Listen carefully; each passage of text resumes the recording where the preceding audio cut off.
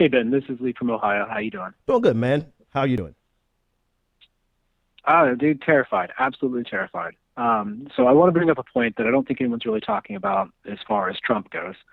Is that at this particular time, he is causing fear and strife throughout people of color, neighborhoods, but also causing a deep divide between actually between whites and people of colors at this point.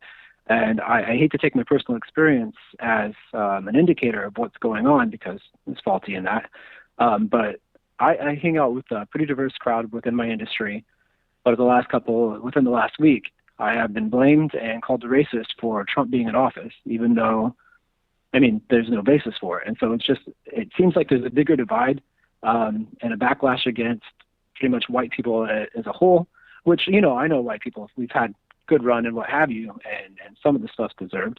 But it's just well, I guess my basic concern is the widening gap that is being caused by Trump, and your thoughts on that.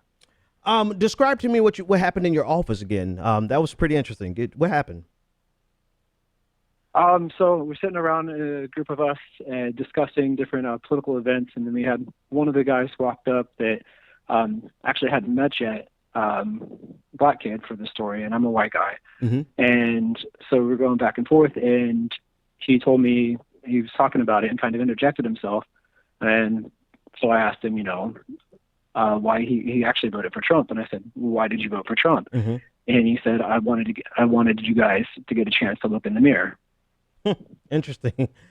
He wanted to burn nihilist. He wanted to burn the whole thing down, basically. Okay. Yeah, pretty much.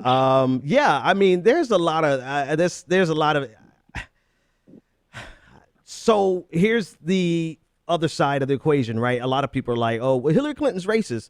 Okay, yeah, all right, fine. Donald Trump, like, he straight out motivates and inspires a breed of racists that have been repressed and relegated to the dredges of society. And now they've had their coming out party. And I think this is what your coworker was talking about. He wanted you to see that this part of America has always been there. And so now he's saying it's going to be front and center and out and open. I think I'm never one to support burning down the house to save the house. I think this asinine. But we're here now. I mean, this is where we are. And it's not just about Trump as an individual. It's about the people he inspires, the people he motivates, whether he wants to or not, right? The craziest thing is that he can denounce them, but they see something in him and what he says and what he represents that makes them come out loud and proud and brash and bold. And so no matter how much he denounces it, he really fosters and foments to the top this type of this sentiment, which means that, like, not just, not just the people who are guilty of the actual acts, but like your coworker said, it's going to reflect on all of white America in certain respect. I don't know, man. Good luck to you.